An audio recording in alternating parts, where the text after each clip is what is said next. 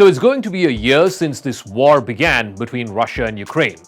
What started off as a special military operation that would last just perhaps a few weeks has now ground into the icy plains of Donbas. It has become what experts are calling a grinding stalemate. What are the strategies that are being adopted by both sides? What is working for which side? And most important underlying question, what may a potential peace deal look like? What is going to be the end game for both sides? How long can Ukraine continue to fight a much larger military and a much larger nation in Russia? And how long can Russia continue with this pounding war without any sign of outright victory in the near future? Almost all the wars in the 20th century have reshaped global politics in the generations that came after.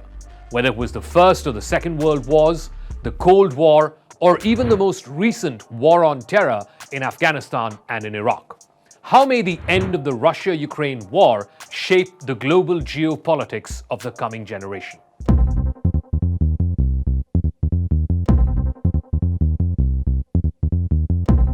One thing we need to look at is the strategy that's being adopted by both sides as this war enters the new year and its 11th month.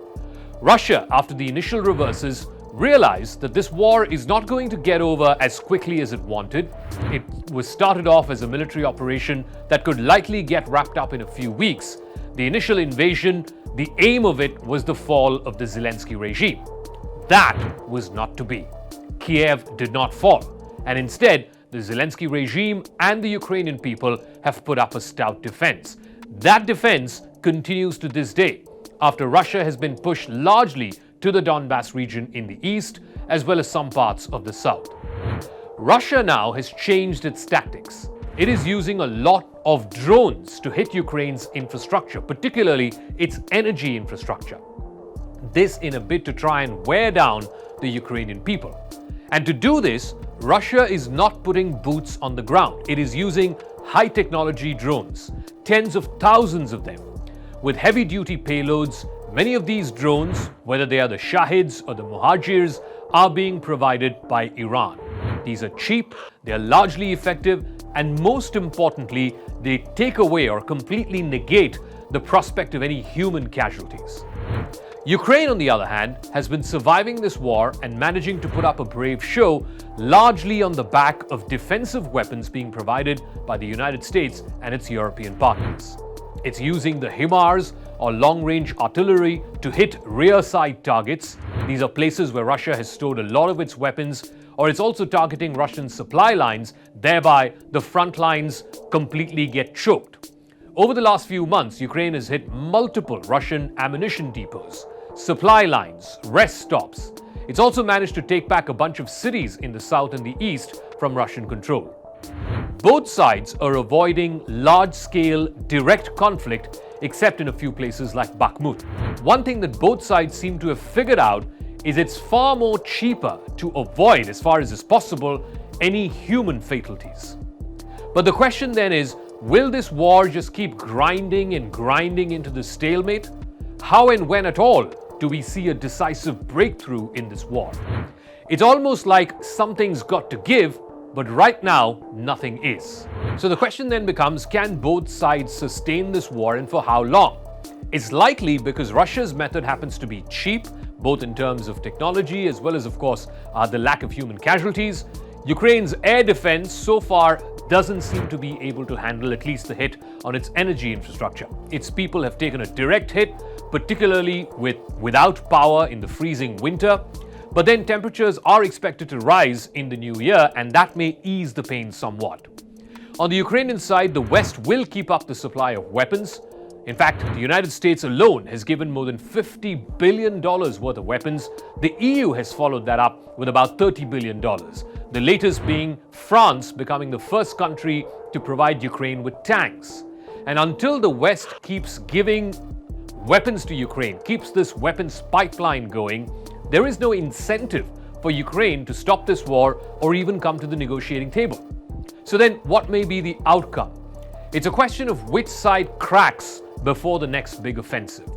Initial Russian war aims, like I said earlier, were very clear. They wanted to destroy Ukraine, they wanted to encircle Kiev, and they wanted to force the Zelensky government to capitulate to Russian demands. When the attack on the Ukrainian capital failed, Russian strategists then turned to creating a strategically located land connection from the Donbas region, which of course is widely known for its industrial activity, to the Crimean Peninsula. Russia had annexed Crimea in 2014, and Crimea is where the Russian Black Sea Fleet is based in Sevastopol. The Donbas and Crimea were where the majority Russian-speaking populations were concentrated.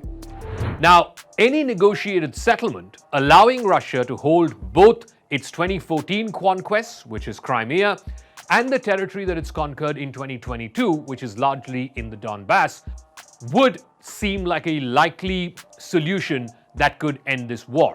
But that's not all. Russia would not settle for just that land corridor or that land connection between Donbas and Crimea. Russia would necessarily want provisions which deny Ukraine the right to join the European Union or the right to join NATO and become a full-fledged military ally of the Western Alliance. These are critical Russian strategic goals. But is that something that the United States and its NATO partners can afford to concede to? What signal would that send to Central European countries and also newer NATO allies like Finland and Sweden? International relations realists like Henry Kissinger, for example, argue that Russia as the regional great power must be appeased. Russian power in its near abroad cannot be denied, and one of the reasons why Putin started this war was because he felt that NATO was on this eastward expansion which was threatening Russia's existence. And to appease Russia, US security guarantees provided to Ukraine, like the Budapest Agreement and other agreements that have been signed since the end of the Cold War, will need to be amended. The value of an accommodation with Russia far outweighs the value of Ukraine's territorial integrity. Under these circumstances, any lasting peace deal would also probably require conceding Russian control over some conquered territory both in the east as well as in the south of Ukraine. Now, this would hand Moscow a clear reward for its aggression, notwithstanding everything else that Russia has lost during the course of this invasion. And depending on how much territory has to be ceded, that would leave Ukraine mutilated and weakened, but they can always say that they won over a larger military power, a power which thought it could run over this country in a matter of weeks, but it couldn't. So such a deal, it might seem unacceptable to Kiev and to Washington, or perhaps even both, but then the alternative is this, that there is a permanent stalemate that is always poised to return to low-grade war. That would also leave Ukraine mutilated and weakened. It would be reliant on streams of Western money and military equipment, and God knows when that stream is going to stop. So that is an unsustainable proposition too. But the larger question will be that of reshaping global geopolitics. It is clear that there is a great power competition that is going on, with the United States, which is the preeminent superpower of the world right now, that is being challenged by an alliance of Russia and China.